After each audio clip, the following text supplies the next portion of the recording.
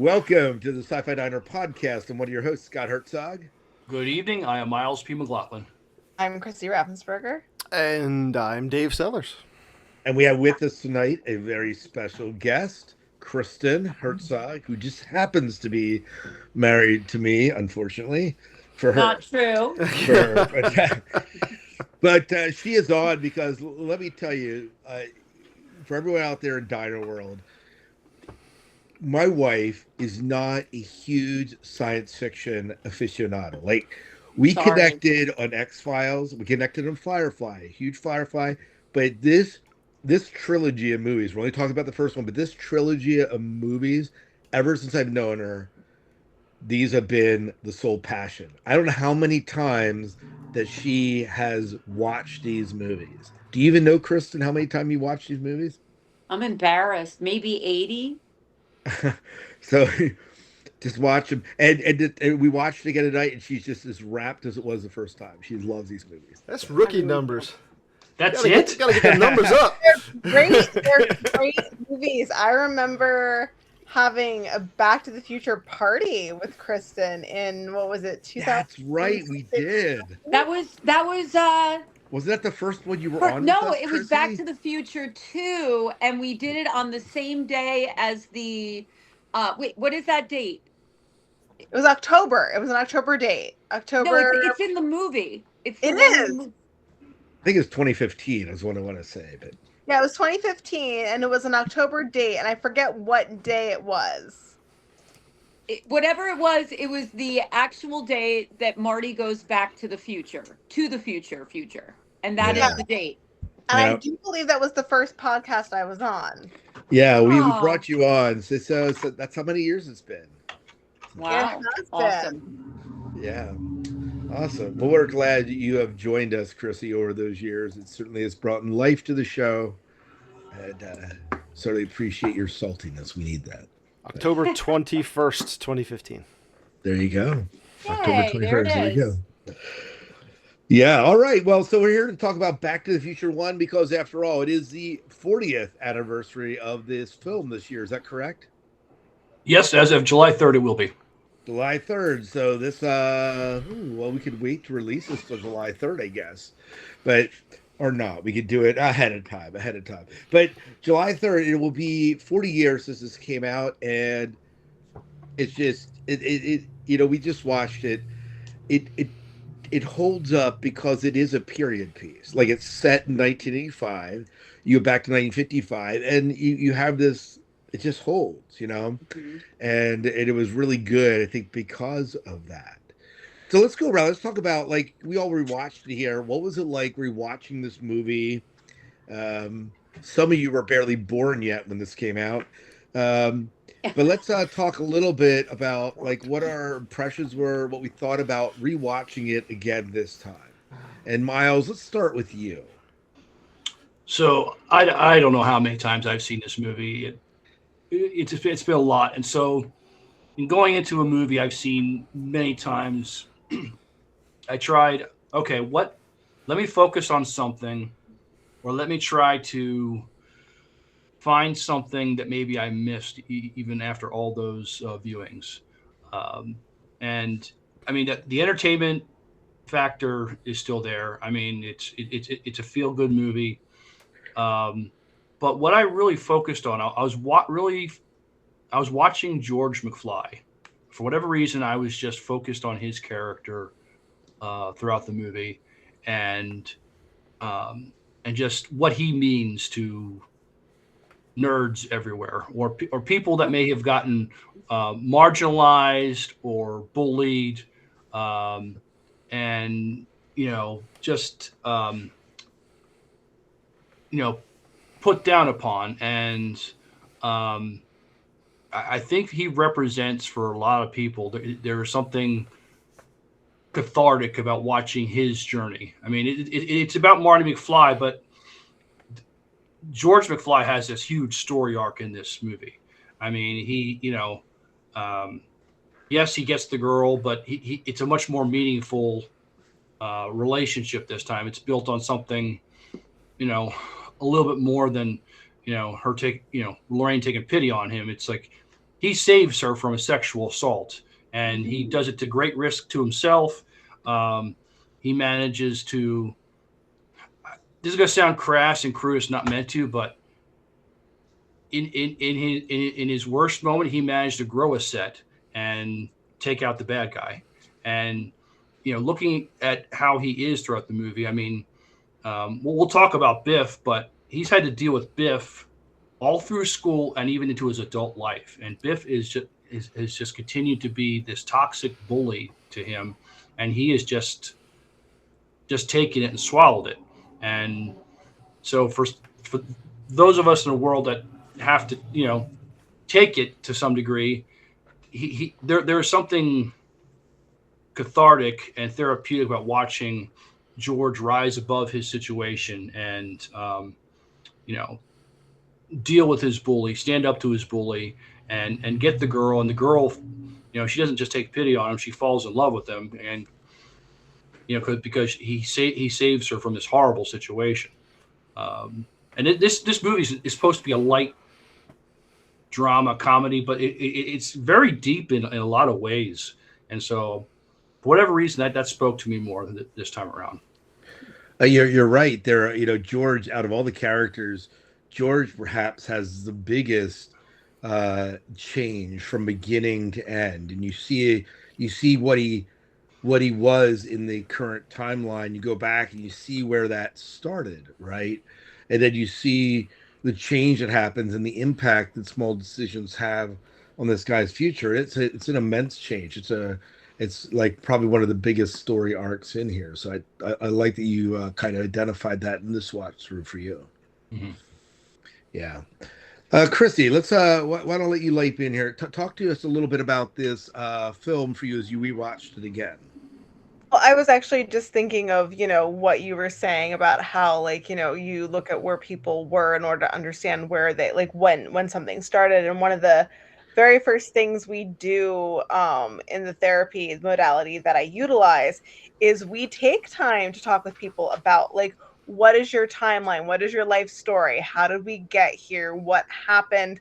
Not to dwell overly much in the past, but to understand how someone got to be where they were, today, in order to create change in the now, and being able to help people see that it is little decisions that they make that can make much larger impact on them, on their life later. So I do like that overarching message that it portrays in the movie. I've only ever watched it probably a handful of times. It obviously came out, around a little bit before I was born. So I remember seeing it growing up, on television sometimes. And I think we rented the trilogy, growing up. So I do like it. I think for the most part, it holds up. There's one very problematic scene that I don't think has aged very well, but other than that, I really enjoyed rewatching the movie, and I liked, watching someone in a sense find their confidence and being able to fully express themselves, and that by doing so, it was able to positively impact their life, where they didn't continue to get bullied and they were able to be successful. Although I do have to wonder about the implications that so Marty had this whole life with his parents and his family that now he doesn't remember, but that's pesky time travel things that I don't think get fully explored, of the implications of what it means for Marty to remember his life before before that all. But anyways, that's a we can get into timeline theory a little bit later if we want. But I do have a question, since you mentioned it. What is the scene for you that does not age well? It's really the peeping Tom scene. I'm sorry. I'm just oh. And then the fact that his mother took off his pants. Both of them they're both a little bit of creepers. I'm just gonna say they're both. I mean, he got hit in the head, not his junk, right? Why did she remove his pants? These are what? Peeping Tom? No, that is a boundary violation. Her taking off his pants is a boundary violation. We respect people's personal boundaries. We do not, but them, we don't take off their clothing while they're sleeping or unconscious. That is not okay. Yeah, Apparently- all right. Apparently, we tell the 1980s audiences that this is not okay. I'm sure it's all played for laughs, but no. No. That is a problem. Kristen, tell us a little bit. You obviously watched this movie a gazillion times. What was it like revisiting this classic for you that I don't think we watched? We haven't watched it in a while. Like, what was it like coming back to this old friend of yours? I think that the thing that really hit me this time is the small choices that we don't even think about, that we just do our lives and we really don't know the impact of certain experiences, and not necessarily on ourselves, but on other people as well. And watching it tonight, particularly in the prom scene when the guy is singing Earth Angel and the two characters are dancing, and this redheaded guy swoops in and tries to take the girl dance and she doesn't want it. It like, it's such a little thing, but it hit me this time that the picture was fading out faster because they were getting one step farther away from the reality that they were trying to achieve.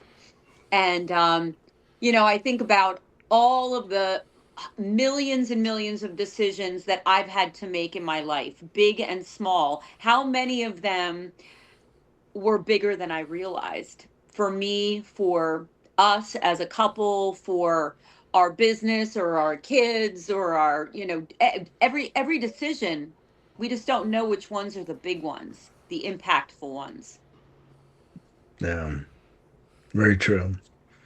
Dave, how about you watching this again? What was it like watching this movie? The more time that passes, the more important I find some of the stuff in this movie. I mean, not to mention the one nostalgia trip that kicked in my head when Marty had the Pepsi free, the diet and caffeine free Pepsi version of the 1980s. I remember sitting around at a family reunion or family gathering, and my uncle sees a bottle of that there and goes, "Who would drink this?" Like, well, it's better for you. There's no sugar in it. It's diet, caffeine free. He's like, did it cost less? No. So why am I going to pay the same amount for less product? Logic. I love it. But the older I get, the more I look back at that interaction there, especially the way George had to, as Miles put it, sack up and deal with this bully. And how the school principal, who today is the one you're supposed to go and talk to, the safe place, he calls him a slacker, right? Yeah.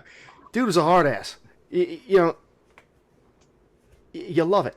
And when George finally stood up to the bully, how that changed his life.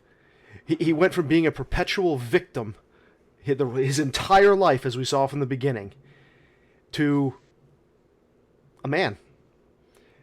And to me, it's a lesson that men today need to hear a little bit more of.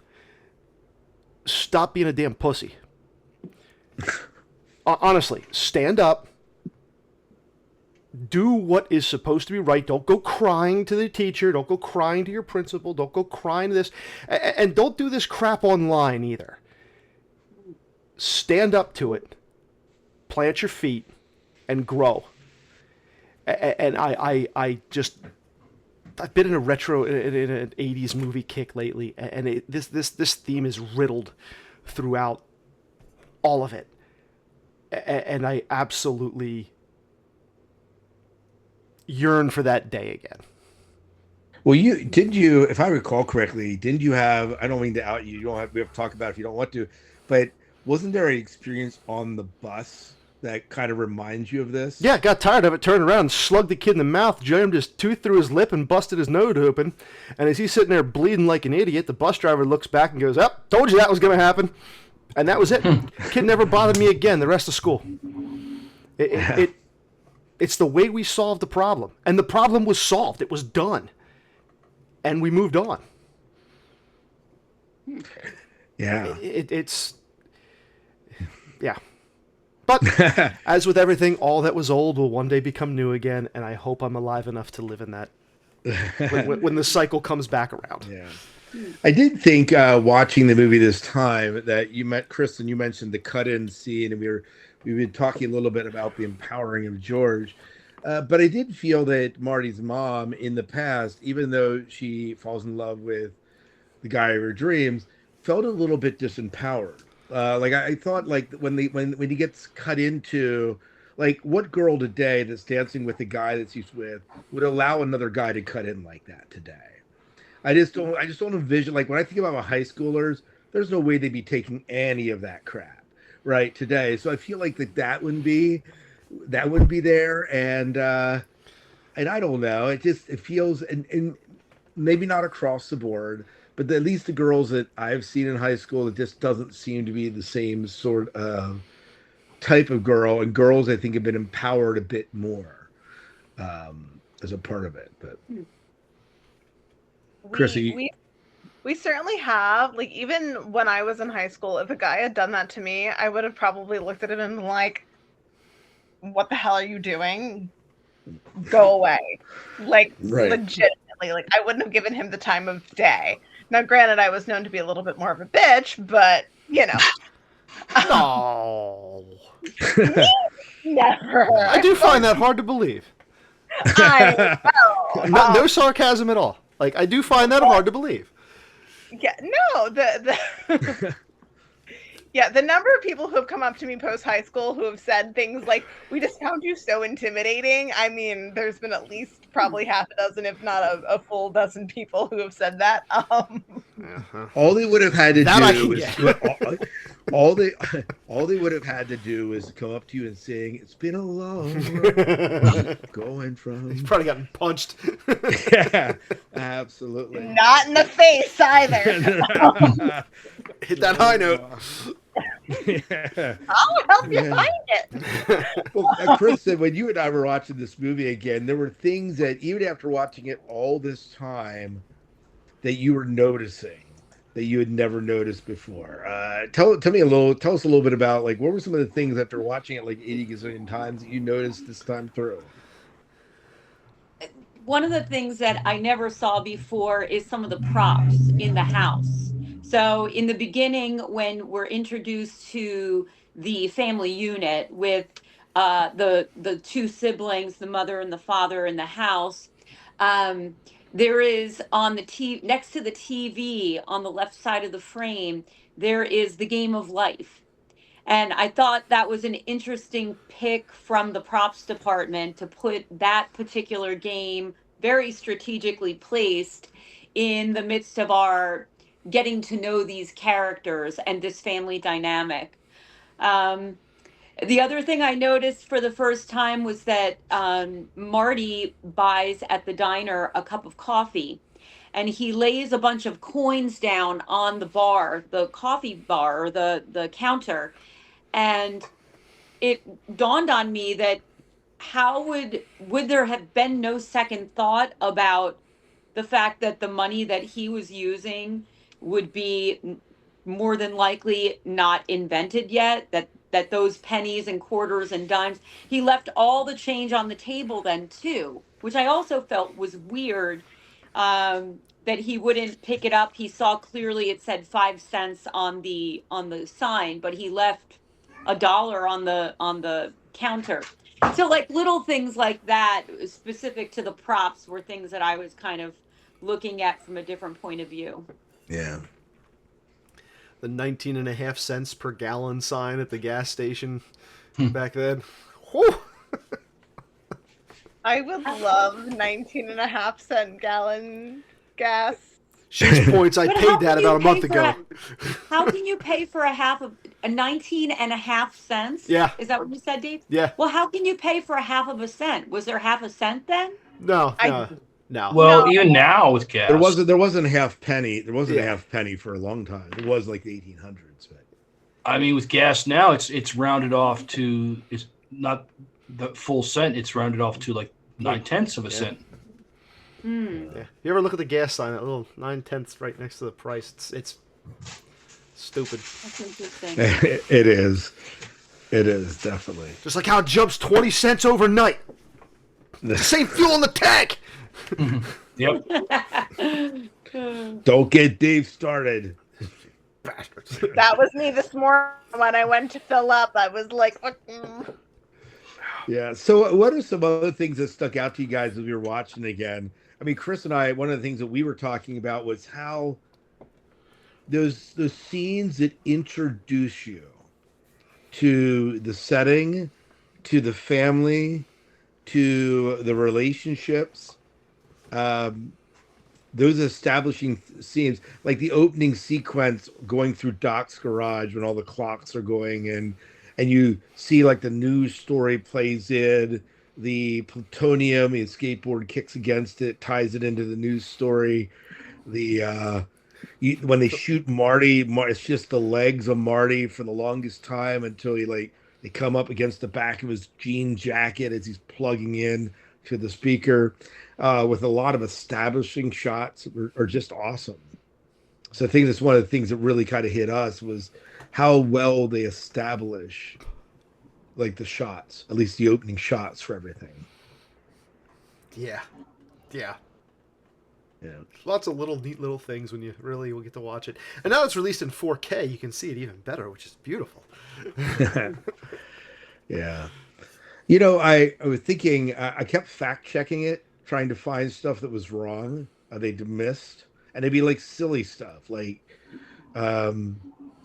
someone's name. Did they have this back in 1955? Or, he doesn't want to go to the dance because he's going to miss this science fiction theater show. When did that air? They got it right. It aired on a Saturday night when the dance would have been going on. And so there was a lot of meticulous. Why Marty hides the DeLorean behind a sign on a construction zone.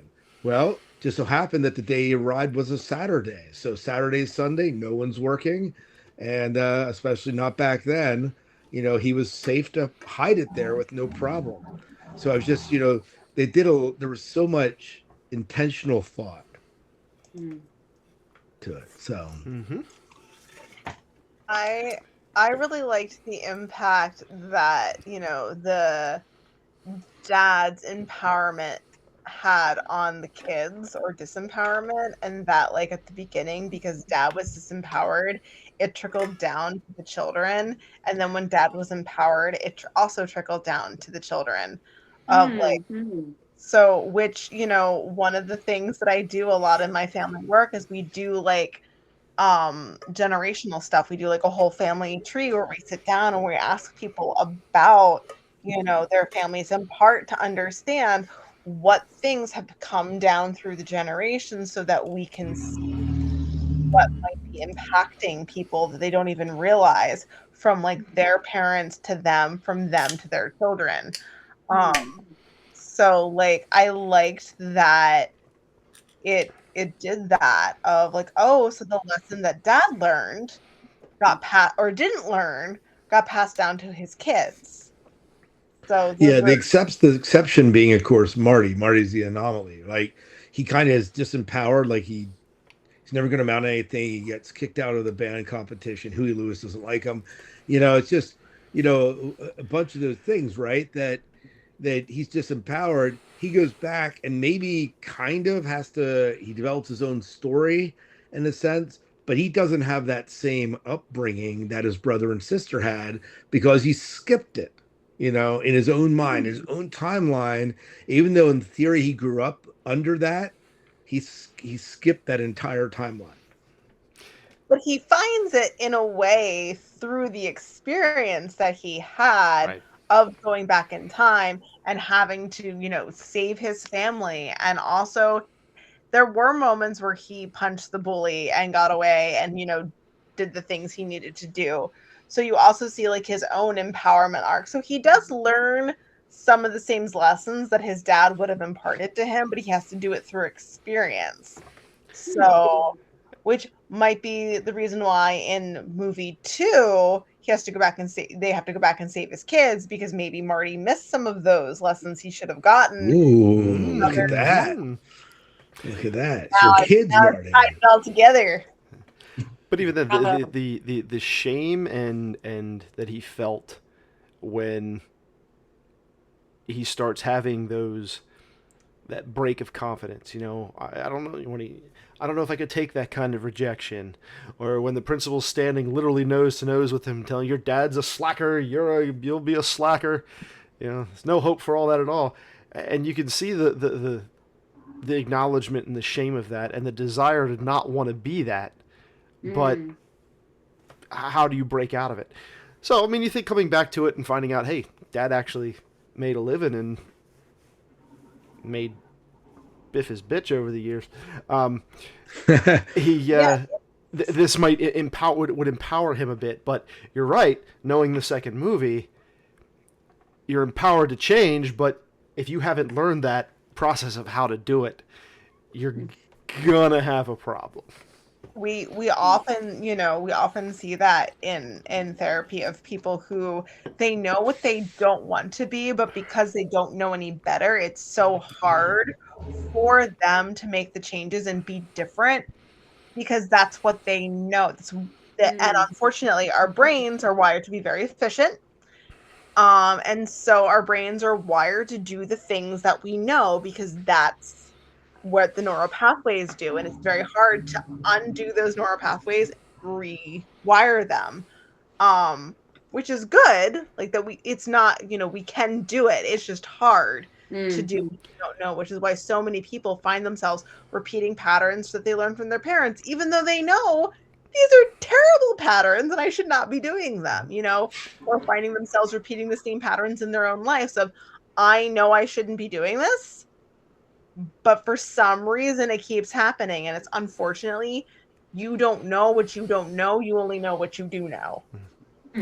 And if you have a circle of people who cannot see you any other way, like, what do you mean you're trying to change? You're trying to get out of this, and you end up giving in to the box that you've been put in.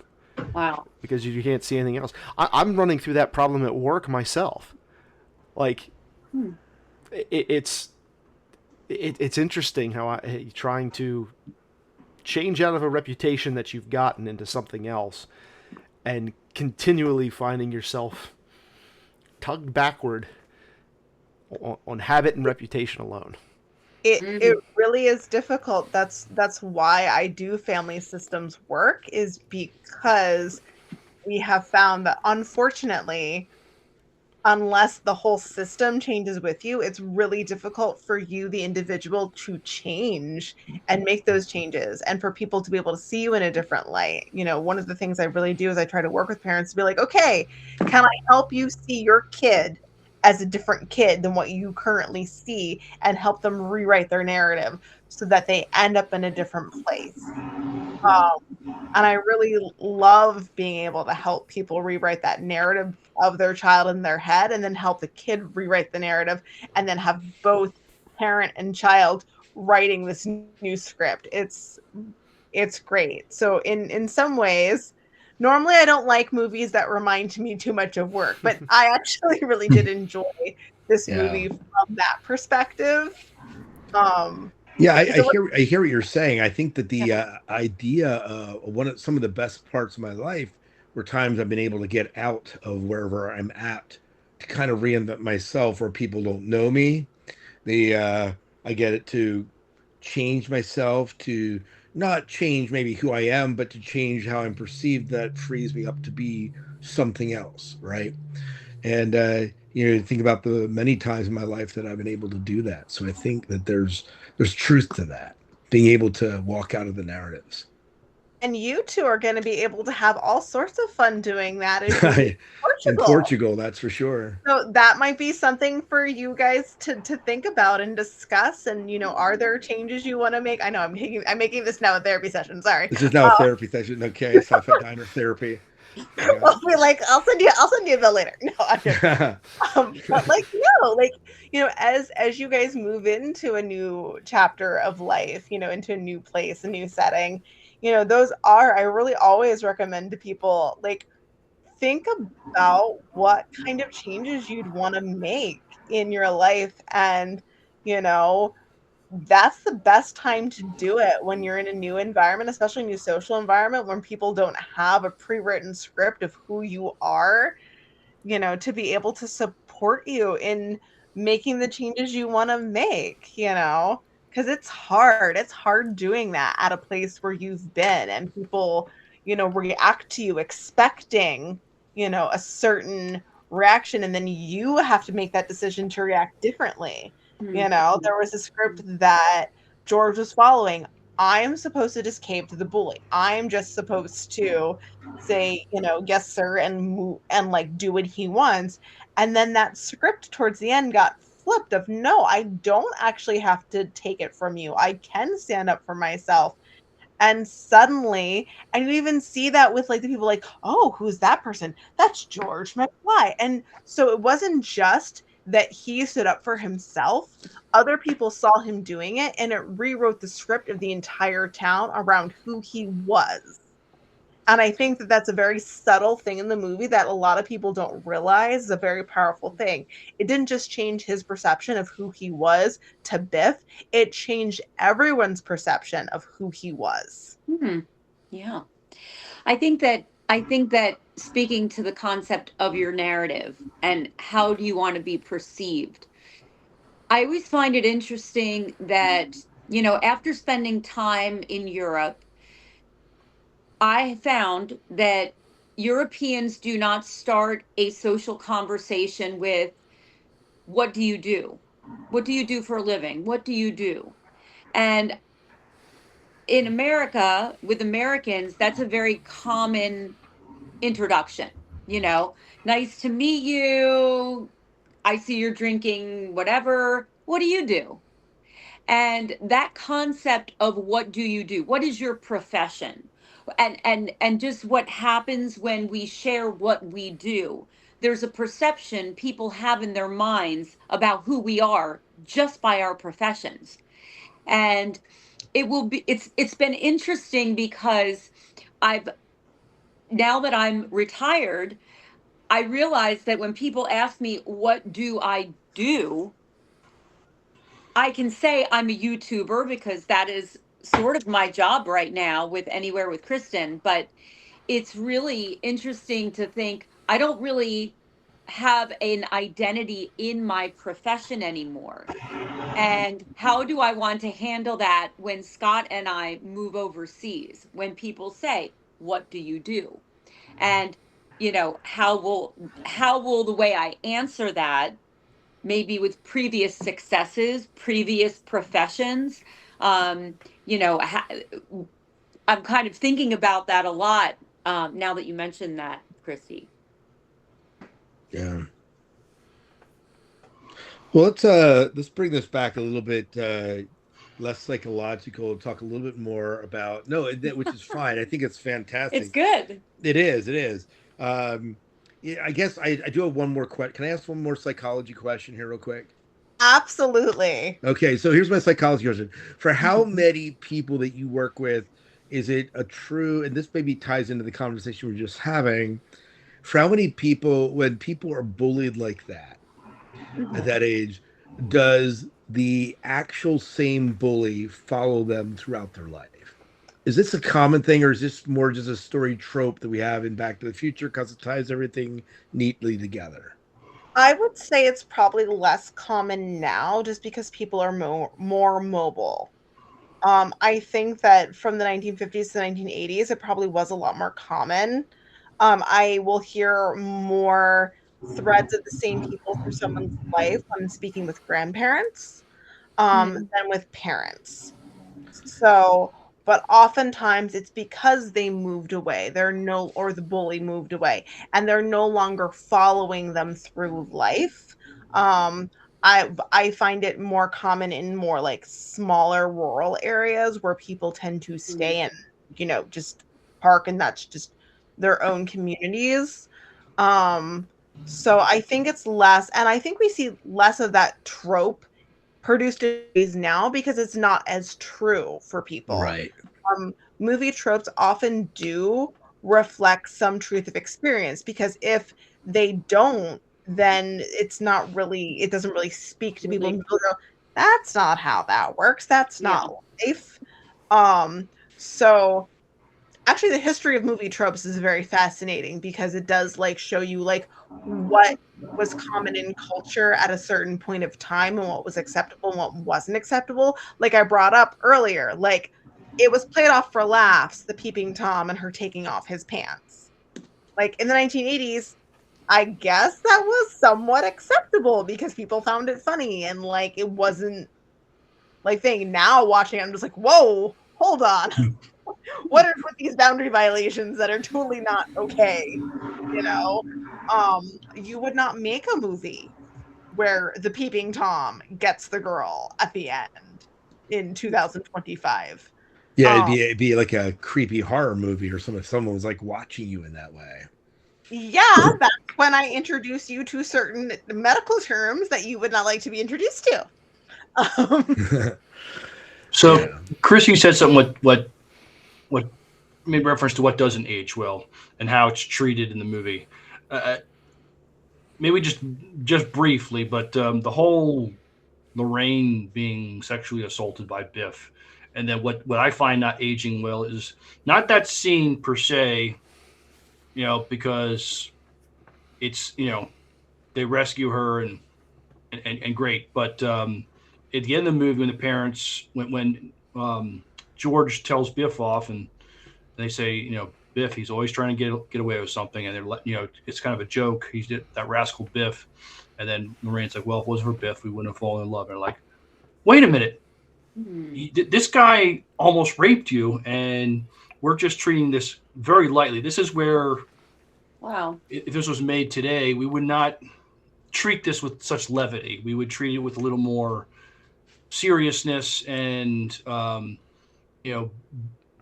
Biff would be shamed, and rightfully so, for trying to sexually assault. Well, no, he did sexually. He just was stopped. We would treat this with more seriousness now than they did back then with this movie. Well, I don't even think that you would see him like buffing their car. I don't think that George would let him anywhere near his house because his wife would be there'd be PFAs out and everything else. Yeah, no, the man would probably like, I'm never letting this man anywhere near you. You're safe from him. Versus, oh, ha, ha, ha, he totally tried to, like, no. Good point. So, but that also tells us, like, the differences between like 1950s, 1980s, and now, how sexual assault was treated and viewed, and what, the expectations in our society are around, what steps to take when that happens and when it's stopped and what to do about it. Yeah, it was interesting. What is the so are there any other parts as you watched this time that for you didn't age well? Any of you here? It's really hard to talk, like, you can't say the technology, because certainly technology has changed, right? But because you set it in 1985 and that's a definitive time, in a sense it holds its value, right? Like, I'm looking at the clock radio he had, I'm like, I had one of those sitting on my shelf, same type of thing. Although I think mine was digital and not just a flipping one like that. But these things that are that you would say age well, but is there anything in your mind that didn't age well other than the things we just mentioned? I think bullying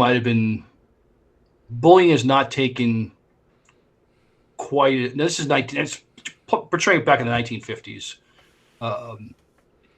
So maybe it would have been the same, but just not the way they portray 1950s. Bullying is not as taken seriously. I mean, when Biff has grabbed Marty, the teacher says nothing to Biff. He just, go about your way, and I think this, but they're depicting how it was back in the 50s. Yeah. Dave, you have a comment on this. I see your brain cycling here. I I don't think it's not that it was taken less seriously, but it was just handled differently, where you had to learn that as a man. You had to learn how to stand on your own at that age as a guy. And were we better off for it? Are we not? I don't know. Yeah, I that personally can tend be to think we were bad. in many ways, but on the other hand of that too, then you had guys like Biff who would do what he did to Lorraine, and in many times get away with it, because Or they would treat the way they treated George, right? You know? yeah, and those would be those defining moments in one's life, especially like with somebody like George, of do I cower every time and I grow on to live a life of mediocrity, getting by, having a family, providing for it. Sure, it might not be the best thing in the world. I might not be as successful as I want to because I don't have the confidence to go and do it, but you're producing and you're being a productive member of society. Or do you not? Do you go the other way? I was thinking of that, as Chris and you and I have Kiefer, right? And there's been times as we've raised Kiefer, it's like, how much as parents do we intervene? I mean, it's a classic question that, are there times you let him fight his own battles? Do you step in? Do you walk him through how to defend for himself? I mean, there's I don't know that there are some, when you're walking through it, I don't know that there's black and white answers all the time. There's not. So There's not. There really isn't. I try to help parents come to that decision because sometimes they have kids who've been, like, I've seen kids who've been overly coddled and then they have no resilience. They don't know how to navigate their own problems. They don't know how to push through the hard things. They don't have the confidence in themselves to be able to do. And then that leads to like anxiety and depression and everything else. But then you have kids who've just been left by themselves, who have no idea how to do things, who have to parent themselves. And you also end up with anxiety and depression and things where it's like they don't know, they don't have trust, they don't have that scaffolding. And unfortunately, each child requires a different amount of, that proximal learning zone of how I give you just enough support so that you're able to do it, not too much so that you can't learn the skills, but also not so little you become overwhelmed. And like each kid and situation requires like a different kind of push and pull. And even like same, like you put two different kids in the same situation, both of them require two different approaches. And like what is it? And you're like left, it's not like Kristen and Scott left a manual of, here's the manual for Kiefer. Here's exactly what to do in these situations. yes, I wish there was. Yes. And you're like, okay, he's 7. Put the manual right. Yeah. This is how his biological brain is going to be at this time. Here are the prescriptive things that we need to do. I wish we could do that for you, parents. And so much of it seems to come down to the experiences the parent had growing up and what they went through.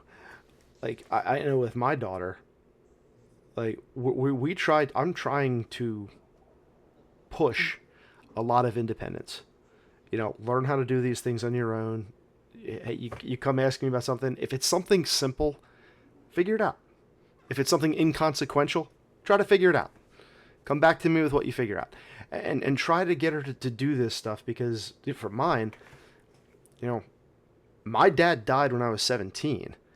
Like, I didn't know. I was left without it. My little brother, he was much younger than me when that happened. And how we had to, in a lot of ways, figure out a bit of our own path along the way.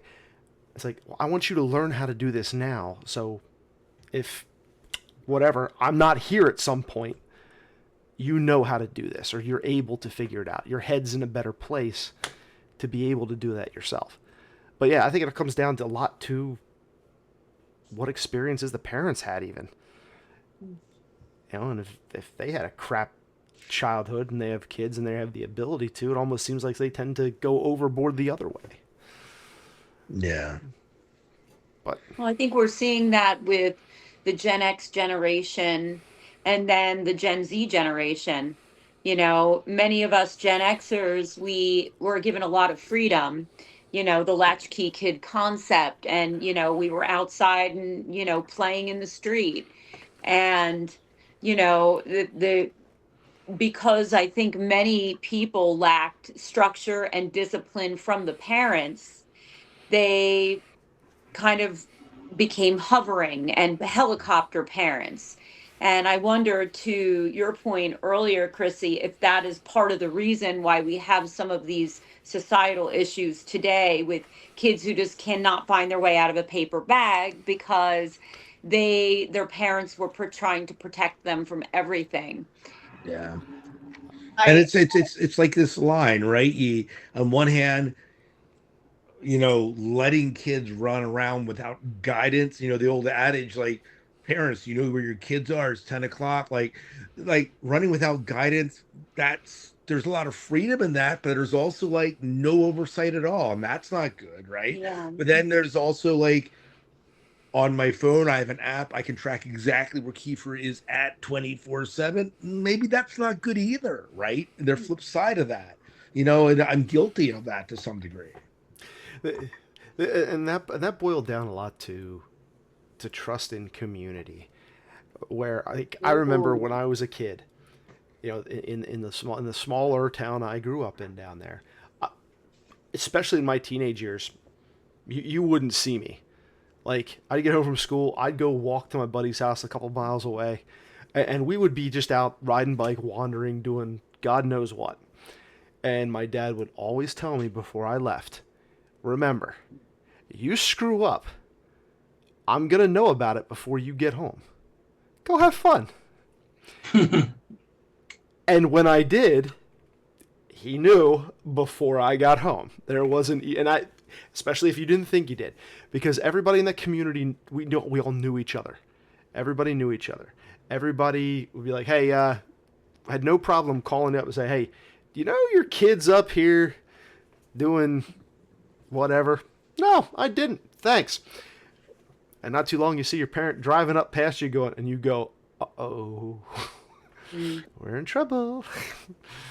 Yeah, I had an experience just this weekend. I was at a store, and I guess this grandmother had stepped out to go take care of something at the cart, and she left the 3 grandkids, and I watched this child hit his clearly autistic brother several times, and I'm looking around like, are we all just going to sit here and not say anything? So finally I was like, child, where is your parent?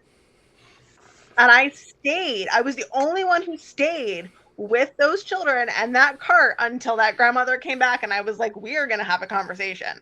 And I knew that just doesn't happen in 2025, but I also knew that would have happened, you know, growing up with Gen X, and maybe it's because I have boomer parents. I was like, I know I'm being a Gen X right now and not a millennial. I don't care. I am not going to sit here and just not say anything. So how did she respond to that? The grandma? Grandma took it really well, and I could tell that she was, you know, and I knew I was taking a risk, because I was like, if I get some millennial parent, this is probably not going to end well, but I'm not going to sit here and watch a child hit another child like 5 times and just be like, it's fine. No, I was like, not happening. It was one of the interesting things that we learned about at this one leadership class I was in Harrisburg for work, and the guy who was doing the presentation here, we were going through, you know, from the boomers to the Gen X to the millennials and all this going down through how they respond to things generally. What are some of their overall characteristics? And then we got to the ones who are coming in the workforce now, and he got down on the haunches of his hands, leaned over the table, looked at us all, because we're all managers and supervisors in there. And he looks at us and goes, "You're all so screwed." We're like, "What?" He's like, "We have no idea. This generation responds so differently than anything that has come before. This is going to be a rough go figuring this out." I'm like, great. Magic. It's magic. Yeah. So I don't have kids come work for me. It's very different. I'm now interested. Like, I think I'm probably gonna want to go watch the second movie again, just because I want to see like what did they think those 2015, how it would have gone and like how that impacted. You're going to feel like you got gypped. I'll tell you that right now. This is how 2015 was supposed to be. No flying cars, no hoverboards. I feel gypped. I did feel gypped. I still feel gypped. Where are my flying cars? I mean, fair enough. We got our AI people, which are frightening. Yep. I'm very frightened, just by the way. ChatGPT is very scary. Go back and listen to that episode a few months back when we talked about that. Yeah, that was great. Yeah. Well, let's talk. So there is one thing I wanted to talk about.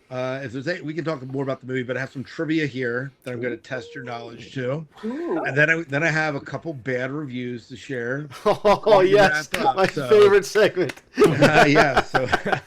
So we'll do those two things here. But one of the things and Chris and I were talking a little bit about this, is when this movie was filmed, there was no intent for a trilogy. It was just a one-off. They weren't sure how it was going to go or anything, right? And the one thing that doesn't pay off, like everything, literally everything in this movie ties together, except for two things for me. And that is the saxophone that's hanging in Doc Brown's garage when they're in 1955. There's a saxophone there as he's talking to Marty, just hanging out in the garage. I'm like, where's it? What's the saxophone doing? Like, this guy's a scientist. There's everywhere, but saxophones. That's one. And then the second thing, and Kristen, you and I talked about it, it's a briefcase that he throws into the front of the DeLorean that never makes an appearance the rest of the movie. Maybe it held his plutonium. It didn't. Okay. But Kristen, you said it held what? I think it's money from different time periods. Oh. Because in Back to the Future 3, Doc Brown opens up a similar sized suitcase and he has all the different money. There's Confederate money. There's a different variety of American currency. That was the only thing that I could dig up from my memory on that one. That would make a lot of sense, because a scientist would at least think about, I should pack different kinds of clothing and I should pack different kinds of currency in order for me to blend in and see. The saxophone, maybe the saxophone is on the wall for a future experiment and he used it between 1955 and 1985. Maybe he's experimenting with love. I'm teaching Einstein how to play the saxophone. There is a quote. It's not in this movie. It's in either 2 or 3, but there is a quote that Marty says to Doc, and he says, "Get out of town. I didn't know you did anything creative." I don't remember what it was. It is, yeah. Oh, well, then there you go. Maybe Doc plays the saxophone. That was my conclusion. Yeah. It's a reach, but that's what I'm going with tonight. There you go. Well, I was friends with a lot of people, and we were all in the gifted program, and most of us were also in the music programs. So maybe there's that. There's also a lot. I got it. Watchers did note that was an alto sax versus the tenor sax that the band was playing at the end of the movie. So it wasn't the same saxophone. Just saying.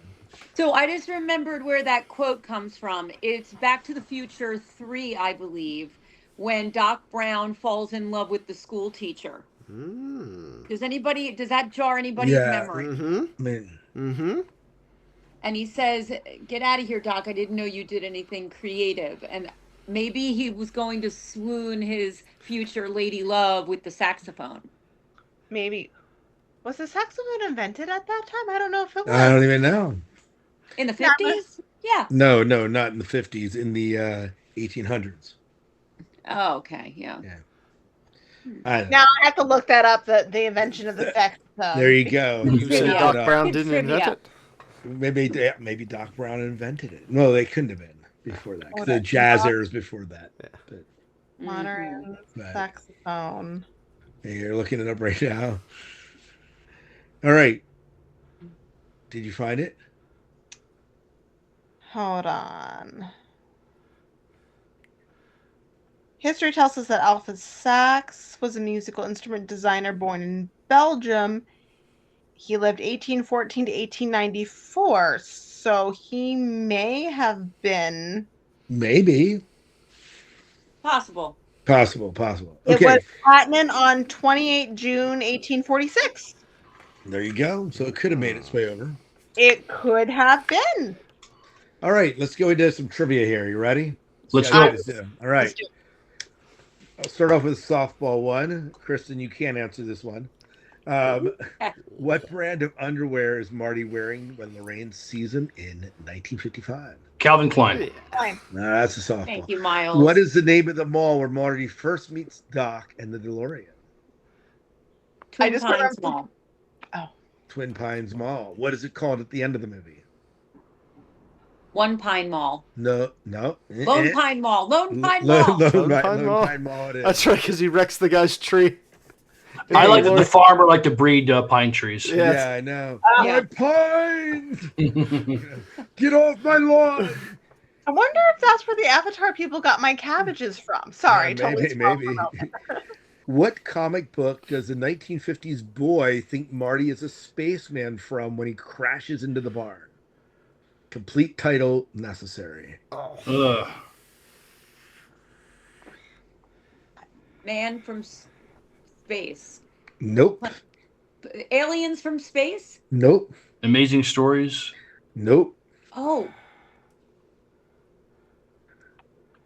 kind of on. I can give you the. You ready for the answer? yeah. Sure. Space zombies from Pluto. Yeah. Oh, Space space zombies. zombies. I'm shocked I missed that. Yeah. Yeah, me too, Miles. I wasn't paying attention. What song is playing when Marty wakes up in 1955 in Lorraine's bedroom? Oh. And where is that music coming from in her bedroom? A radio, probably. It's Oh, also on a sign later on when he's running around in 1955. Before that. It is the Ballad of Davy Crockett. Oh. Yep.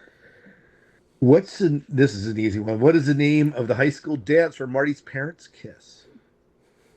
Enchantment Under the Sea. Yep. There you go. That works.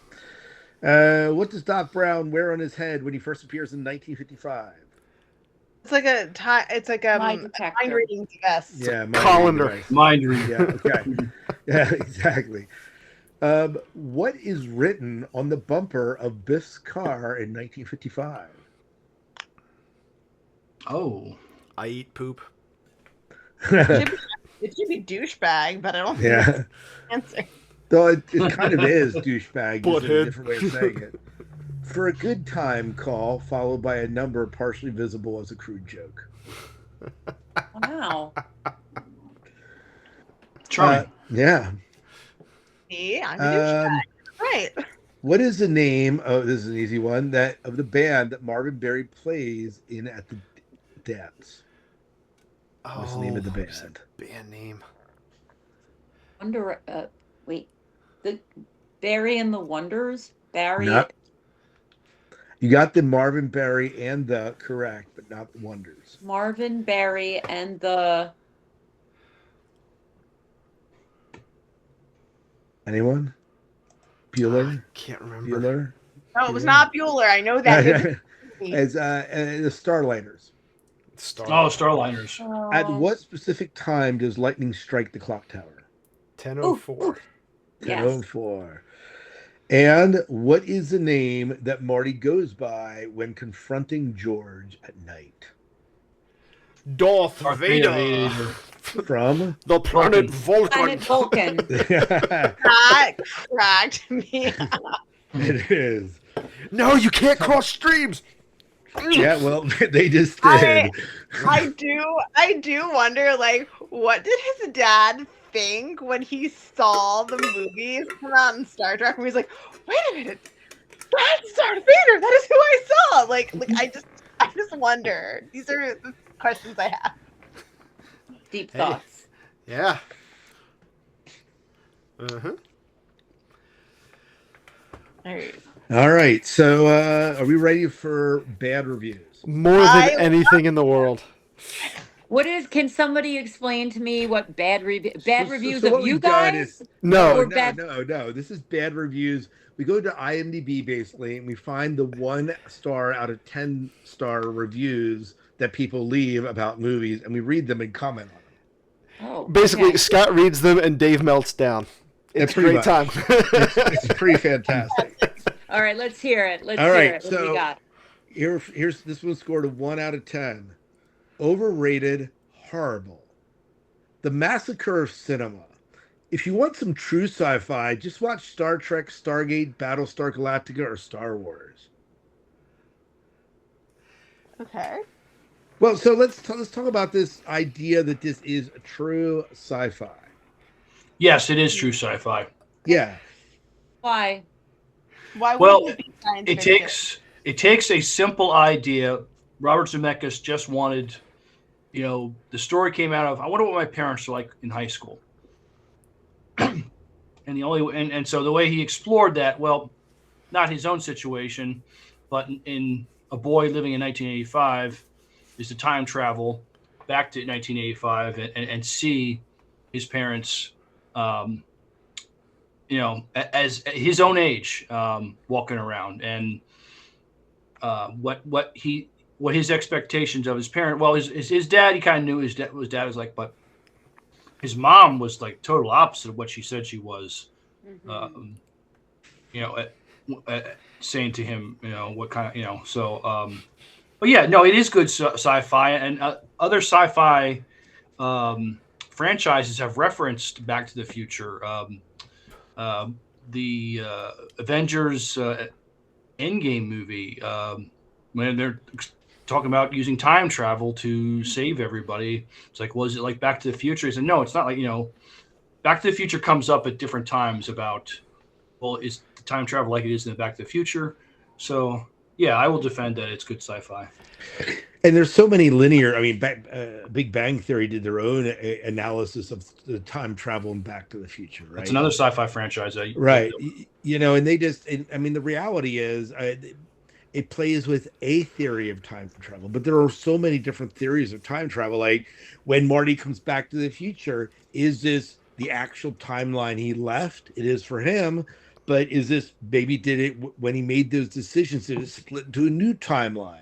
Do we have a multiverse theory yet? There's so many things that people play with these ideas that I definitely feel like it's science fiction, but not science fiction as in spaceships and laser swords, right? So. Yeah, I would not count it as science fiction. It deals with, like you said, different theories of time travel, and just because it didn't take place in the future doesn't mean that it's not still science fiction. It is taking a science fiction, I built a time machine, what could I do with it? How would that then potentially affect time and place with the timeline? How is that not science fiction? Like, one could argue that Star Wars is less science fiction than this, because, I mean, like you said, space wizards and laser swords. Right. But it's if anything, it's Star Wars, at least initially, comes off as almost like a fantasy story more than science fiction. Right. I think that this movie, for me, I mean, what kids don't want to go back and see what their parents were like when they're kids, and to find out, oh wait, you're just as human, right? Mm-hmm. There's a whole thing, again, bringing back to psychology, of like the developmental process of realizing that your parents are people, and like having to come to terms with that as like teenager, young adult. That is a huge developmental process that people have to go through. Yeah. Now, this is just some dude who's just too cool for the room and's got to be contrarian. Sounds Probably- like Dave. Probably lives in his mom's basement. Just idiot. All right, This is here's where, another this is one. where this goes. See, it does. Here's another 1 out of 10. Harsh language is heard in every scene. This sci-fi would have been perfect if the tacky swearing didn't exist. I despise strong language in films, songs, and TV shows, which is why I regularly don't watch them. Although Back to the Future has an excellent plot and originality, I still think it could have been more enjoyable without foul language in every scene. I've only seen it 1.5 times in my life for those reasons. It'd be a lot more times for me if it didn't blurt out obscene words in every scene. It's just too inappropriate. What's wrong with the writers these days? I can tell they don't care about what they put in those scripts. No. This is a fake thing. This has to be fake. Well, let me see. I say this, Chris. You were sharing a story about how your parents reacted to this movie when it came out. Oh my. Yes. There was foul I language. wasn't allowed to watch this one in my house for quite a while, until other people in my school said that they watched it at their house because of the bad language. I will. That was the bad language that was used. Oh, They, there was they use a lot God of bad damn, language. damn, shit. Yeah, there's It's that. everything but the F-bomb is used in this movie. I remember the first Yes, you're right. time. I pay for my clients, so maybe I'm just like. I remember the first time I watched it in my parents' house, and my parents wanted to watch it, and I had watched it so many times by then, I kind of knew where the swear words were, Did you and I would Mute. mute it. I would try to mute it. Yes. That's True Awesome. story. Now how True did story. you watch it if you were not allowed to watch it at your house? So Being my awesome. friend, her mother, it was her favorite movie of all time. So we would go to her house. We'd rent it from Blockbuster and we'd watch it. Wow. That was my in. There you go. Yeah. Yeah, Yeah. I guess I don't think of damn and goddamn as like swearing. They're so Really? soft compared to what you hear these days. I mean, the F-bomb gets dropped so much, and I'm working, like, sometimes I'm working with 10-year-olds, and they're over there being like, F this, and I'm just like, whoa, where did you learn this language, young lady? You know, I'm so desensitized having taught in school all these years. I just, like, it just goes right, like, that, I'm just like, what? I'm like, I heard shit a couple times, I'm like, yeah, well, you know, that's what people say, I guess, like, crap anymore. You know, like, I would like to know what movie, Pope Pius III here in his comment would consider okay. Like, I mean, you're writing this on IMDb, so I'm sure he enjoyed it's been around a while.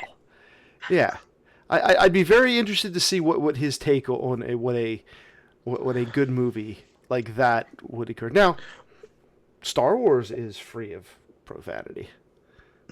It is. It It is. is. I don't know. Nerf herder might be like the F-bomb back in the day. It's fake up stuff. You know, it's like But when you yeah, curse in another look, language. so- If as long as there's no subtitle, you're good. So, to be fair, only 2 people found his review helpful, but 86 found it not helpful at all. I imagine so. I mean, Well, Maybe my mother is the one who wrote that. Fair enough. Might be. air's too thin up there high on that mountain for the rest of us. well, then you should definitely not listen to episodes of the podcast because you will not. Just so you know, the person that wrote it, the name was Elvis Fangirl. Maybe that What tells you year? something. So Does it say what year? Yeah, she wrote it in 2023. Oh my good lord! Just saying. Well, you didn't say goddamn, so that's me. You got Elvis up there. You love Elvis up there on stage, shaking his ha ha ha during his little dance. But a few little pieces of profanity offends you. Oh man. Wow. Okay. Wow. Okay. Whatever. What offends one person versus what offends a different person? It's so interesting. It really is. All right. So Fascinating. here's the next one. Another 1 out of 10. I'll do 2 more here. Another 1 out of 10. Not so good. I can see why certain people would like this movie, but I've been watching it myself for several years now, and it's just not for me. I think it's cheesy. It's not funny.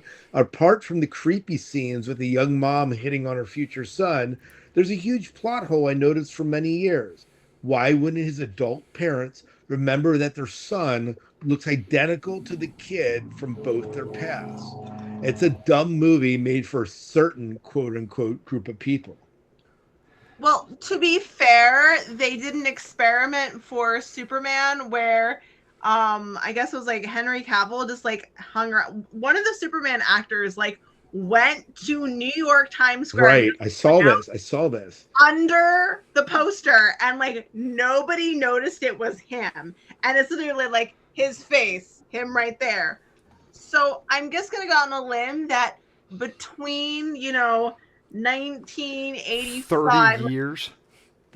like you're probably gonna be like, yeah, he kind of looks the same, but not like make that connection because you don't expect it.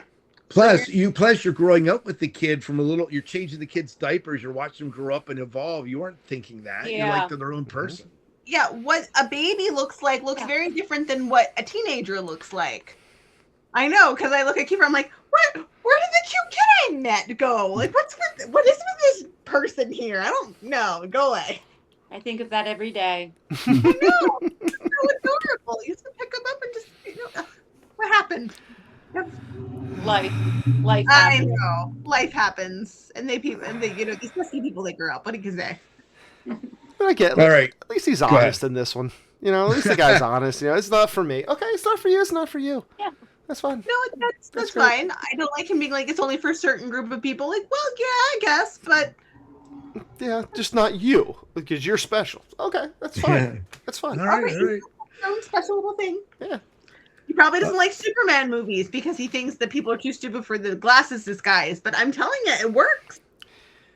It does. It changes you putting on glasses, but No. all right. So here's the last one. This was a 2-star out of 10, and this titled Zemeckis, Gale, and Spielberg should have hired an on-set shrink. That's the title of it. It was gross in 1985. It remains gross. The hypersexualized 1955 future mother of Marty and the near incestual relationship, which Marty would not have been able to forget when he returned in 1984. And I don't say this because of current awareness. It was gross back in 1985. The deeply troubled present and the past father of Marty and the extremely arrogant, successful man he becomes, all worthy of disgust. Even Marty would have been disgusted by his transformation. This script is among the worst in film history, with a pandering carried to the maximum and shamefully targeted to a younger audience that should never have seen it, and the direction that made the incestuous advances disgusting. Why the writers and the director deliberately write such a thing when the concept and mechanicals and the actors could have made a fine, enjoyable film? In other words, who were Zemeckis, Gale, and Spielberg giving the finger to? This is a bad, gross film that should never have seen the theater. Well, it's not like she knew it was her son. Well, this is the story of Oedipus, right? Oedipus marries his mother, doesn't know it's his mother, right? He's in the dark. In fact, he's done everything he can to avoid this prophecy, and he ends up marrying his mother and having 4 kids by her. Doesn't know it, not intentional, right? And this is exactly what's going on with Marty's mom. The only person that knows it is Marty, and he's grossed out by it. Yeah, he's completely freaked out. I mean, and it makes sense that she would probably be attracted to him, because if she was attracted to his father, he would be like his father, basically very similar to his father. I mean, It was the That's- purple underbreeches. It was. I'm personally more disturbed by the fact that she was taking off his pants while he was asleep, and Dad was up there being a peeping Tom. But like, those are the things that I'm just like, no. I'm more disturbed. Go ahead. If I recall this correctly, they went through 44 script revisions because of some of the challenges they faced with that part of the storyline. And I believe, correct me if I'm wrong, I believe Disney was a part of the distribution of this. And so they were really playing a very fine line with how they wanted to handle it. Would it be considered funny or inappropriate? But 44 revisions, that's a lot. That's a lot of scripts. And at a time when Disney was still very family friendly and pure, Right. with what they helped put out, that says a lot too. Right. Yeah. You know, it's Sally, right? I just the whole peeping Tom thing. It's funny when the dad comes and goes, "I hit a kid again." It's like it's happened more than once. You know. Listen, Apparently, Mom's a hot commodity in the neighborhood. I don't. but he wasn't even looking at her. He was looking at the one across the street. Oh, Like, if you really pay attention to it, when he hit him, he got him into their house, which was across the street from the house he was looking in. I always thought that was. I don't think that was Leah Ray. Thompson in the window. oh, he was looking at a different girl. Okay, Yeah. never mind. Although if I he would was- like to see if that's an interesting. Did we all miss that except for Dave? I missed it. Yeah, Wow. I gotta but- watch it again to make sure. So, I mean, But you know that scene, if what it throws it out of the water if what Dave said is true, but if that is supposed to be Leah Thompson's character, right? She is kind of I mean, what girl would be changing in front of the window that's wide open, facing the street? I A mean, dumb one. I was gonna say not that bright one. but it's Or- 1955. No, I mean, Yeah. there's a Yeah. you're not thinking about that stuff back then. Some guys apparently were, but Right. I you was know, gonna say I had a roommate in college, and she walked in, and I was like, "What are you doing?" And she's like, "What? I'm changing." I'm like, "The window." She goes, "Oh!" And I'm like, pulling down the shades. I'm like, "What are you doing? We're on the ground floor. There's literally a sidewalk." And she's like, "La la la la." And I'm like, "What are you doing?" Yeah. So I- like, I stand corrected for right now. now, granted, I love her dearly. She was not the brightest crayon in the crayon box. So. According to Grok, George McFly was peeping on Lorraine Baines. Oh, see, I didn't know what I was talking about. Okay. For whatever reason, the way they shot that scene, I thought it was the house across the way, but apparently not. But again, if she's taking guys' pants off while they're up there and being all creepy, of course maybe she's intentionally undressing in front of the This is window. the other thing, right? I don't know. Listen, if she Smoking, was- drinking, stripping little freak back in the day. You know what? hey, That could very well be. in a rebellion against her parents. That's right. Baby. It's my mother. Oh. Well, I mean, she's almost 18. This isn't the first time she's parked with a boy. Oh, Uh-huh. good point. Good point. Uh-huh. She made that very clear. So I mean, but then like when she finally does kiss him, she's like, "Oh, this is like kissing my brother. This is gross. I don't feel good about this."